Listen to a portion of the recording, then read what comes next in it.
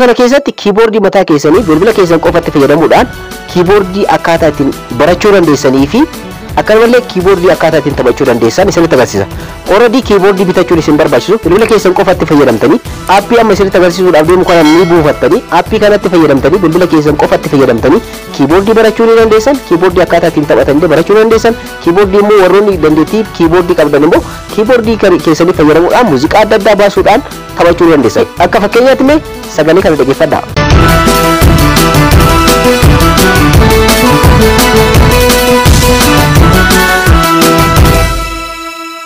Hedduu nama gammachiisa miti? Baay'ee tokko nama gammachiisa.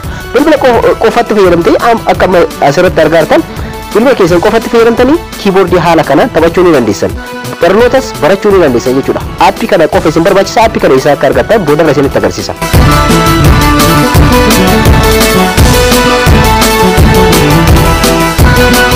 Amma immoo sagalee biraatiin immoo keyboardii akkaataa ittiin taphattan isinitti agarsiisu. Akkuma asirratti argartan jechuudha. Akkuma dhagartan kun immoo sagalee biraatiin keyboardiidha. Haala kanaan sagalee jijjiiruudhaan muuziqaa adda addaa taphachuu ni dandeessan keyboardii keessanii. Keyboardii illee akkaataa ittiin dhahan, akkaataa ittiin taphatan, akkaataa ittiin sagalee jijjiiran maal akka fakkaatu bal'inaan asirra aappii kanarraa barachuu ni dandeessan.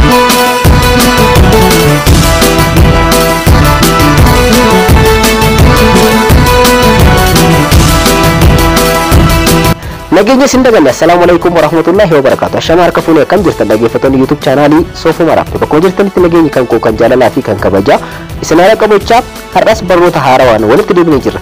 Viidiyoo kana keessatti immoo dhaggeeffattoota kan koo warroonni muuziqaa jaalatanii fi akkanumallee keyboardii taphachuu jaalatan, keyboardiidhaan muuziqaa adda addaa shaakaluu jaalatan, akkanumallee keyboardii barachuu warroonni barbaadan, keyboardiidhaan immoo nama bashannansiisuu, ofiifis of bashannansiisuu dhaggeeffattoota kan bilbila keessan qofatti fayyadamtanii keyboardii barachuu ni dandeessanii, keyboardiidhaan sagalee adda addaa muuziqaa adda addaa taphachuu ni dandeessanii. So viidiyoo kana keessatti aappii ajaa'ibaa tokko isinitti agarsiisa.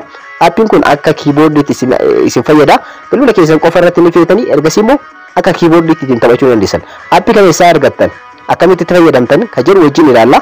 Warroonni yeroo jalqabaatiif gara YouTube chaanaalii kanaatti dhuftan anaa dhufu baga nagaan dhuftan jecha. Warroonni YouTube chaanaalii kanaaf haaraa taatan subscribe godhaa, viidiyoo kanallee like share gochuudhaan hiriyoota keessan dhaqqabadhaa. Amma yeroo isin irraa fudhadhu daa'ii gara barnootichaatti. Egaa dhaggeeffattoota kan duraan dursitanii aappii tokko gara bilbila keessanitti ni buufattan.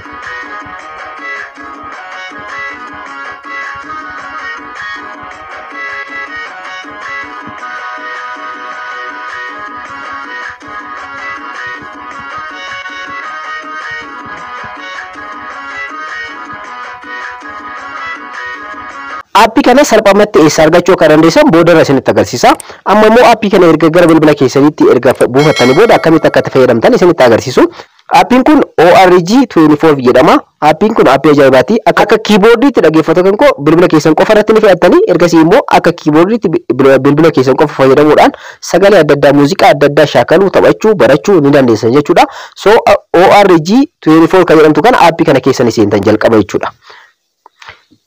Egaa jalqaba yeroo keessa seentan kana fakkaata process godhaa ergasii immoo close jettanii akkuma asirratti argartan wantoota baay'eetu argama. Asirratti maayikiin asirratti ni jira jechuudha. Dhaggeeffattoota kan koo wantoota baay'eetu asirratti argama. Don't show again kan jedhu kanarratti kilik godhaadha. Akkuma asirratti argartan wantoota baay'eetu argama. Sagalee adda addaa dhageessa.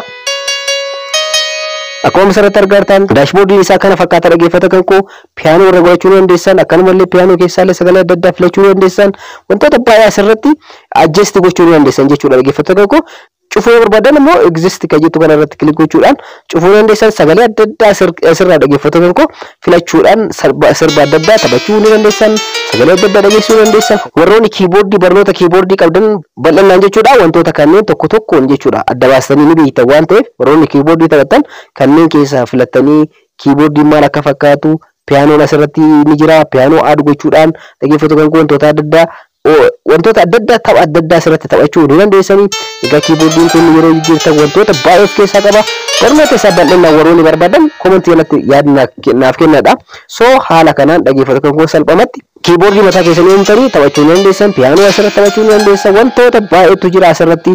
Iskiriinii kanarratti bakka kanarratti bakka itti dhaggeeffattoota kan koo adjust gootanii bakki kun so asirratti piyaanoon akkuma asirratti argatan asirratti argama so kanneen keessaallee bifa baay'eetu jira orgaaniin jira so akkuma asirratti argatan orgaan kan jiru kana yeroo filattan asirratti dhaggeeffattoota kan koo orgaan kan yeroo filattan baay'eetu jira so kanneen tokko tokkoon dhaggeeffattoota kan koo barnoota piyaanoo bal'inaan yuutuubaroonni baay'een hojjetanii jiran waan ta'eef isa daawwachuudhaan asirratti ofii keessanii of bashannansiisuu ni dandeessan jechuudha. Dhaggeeffattoota kan koo aappii kana qofatti fayyadamtanii warroonni kiiboordii jaalatan jechuudha taphachuu ni dandeessanii wantoota baay'eetu asirra jira. Dhaggeeffattoota kan koo gitaariin illee asirratti akkuma asirratti argatan gitaariin illee ni jira. So kanneen keessaa kan barbaadan taphachuu ni dandeessan jechuudha. So dhaggeeffattoota kan koo barnoota isaa guutuu isaa yoo kan barbaadan ta'e linkii viidiyoo tokko description jala isiniif kaa'aa viidiyoo san keessa seenuudhaan daawwachuu ni dandeessanii irraa fayyadamtan itti fayyadamtan jedhee yaada. Aappii kana qofatti fayyadamtanii kiiboordii kanneen taphachuu dandeessan, piyaanoo taphachuu dandeessan, gitaara taphachuu dandeessan, viidiyoo adda addaa, muuziqaa namoota adda addaa taphachuu ni dandeessan, yaaluu ni dandeessan, waa baay'ee barattan jechuudha. Harka keessan qofaan waa baay'ee barattu waan ta'eef dhaggeeffattoota kan koo sodaatiin asirratti waa baay'ee barattan waan ta'eef so dhaggeeffattoota kan koo wantoota kanneen irraa bilbila keessan qofatti fayyadamuudhaan egaa dhaggeeffattoota kan koo teekinooloojii yeroo ammaa kana waa baay'ee nu fidaa jira. Akkuma asirratti argatan kiiboordii nu fidee jira. Kiiboordii kana fayyadamuudhaan wantoota baay'ee asirratti furtuuwwan baay'eetu argama. Furtuuwwan kunniin marti isaanii jechuudha hojii mataa isaanii qabanii so barnoota piyaanoo warroonni barsiisan jira waan ta'eef isaan irraa barnoota bal'aa argachuu ni dandeessanii. Garuu aappii kana qofatti fayyadamtanii warroonni dandeettii kiiboordii taphachuu qabdan kiiboordii kana bilbila keessan irra buufachuudhaan akkaataa ittiin shaakaltan, akkaataa ittiin taphattan, akkaataa ittiin muuziqaa adda addaa ittiin shaakaltan qofa isinitti agarsiisuudhaaf barnoota bal'aa isaa immoo namoonni waa'ee kana barsiisan bal'inaan jiran waan ta'eef ani bal'inaan waa'ee kiiboordii hin beeku waan ta'eef so isin garuu aappii kana gara bilbila keessanii buufattanii sagalee adda addaa asirratti taphachuudhaan muuziqaa adda addaa yaaluu ni dandeessanii. Asirratti immoo sitingii irratti illee wantoota baay'ee adjust gochuu ni dandeessanii. So dhaggeeffattoota kan koo aappii kana ammoo eessaa argachuu akka dandeessan kan isinitti agarsiisu ta'a amma. Salphumatti aappii kan argachuudhaaf gara Play Store ni deemtanii Play Store yookaan immoo App Store irraa warroonni iPhone itti fayyadamtan App Store irraa warroonni immoo Android bilbila Android qabdan Play Store irra ni seentu. Ergasii immoo bakka search bar kanarratti akka screen irratti isiniif barreesse kanatti barreessitan jechuudha. ORG24 jettanii barreessitan.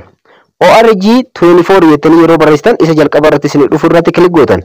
Ergasii immoo dhaggeeffattoota kan koo kan mallattoo kana ofirraa qabu akkuma asirratti argartan ORG24 kan jedhu kana isa kana irratti kilik gochuudhaan ergasii immoo gara bilbila keessaniitti install gochuudhaan gara bilbila keessaniitti ni buufattanii. Ergasii immoo dhaggeeffattoota kan koo kiiboordii mataa keessanii ni argattanii piyaanoo, gitaara adda addaa, wantoota adda addaa, muuziqaa adda addaa yaaluudhaan taphachuu ni dandeessanii. Egaa aappii kanatti fayyadamtanii salphumatti jechuudha kiiboordii taphachuu ni dandeessan bilbila keessan qofaan irraa fayyadamtan jedhee yaada. Egaa linkii isaa immoo chaanaala kan koo kan telegiraamaa irraa illee salphumatti argachuu dandeessanii. Barnoonni kan koo kanarraa kana fakkaata. Akka irraa fayyadamtan abdiin qaba. Warroonni YouTube chaanaalii kanaaf haaraa taatan subscribe godhaa. Viidiyoo kana like share gochuudhaan hiriyoota keessanii dhaqqabaadha. Yeroo biraa barnoota biraatiin walitti deebina. Oraa bulaa.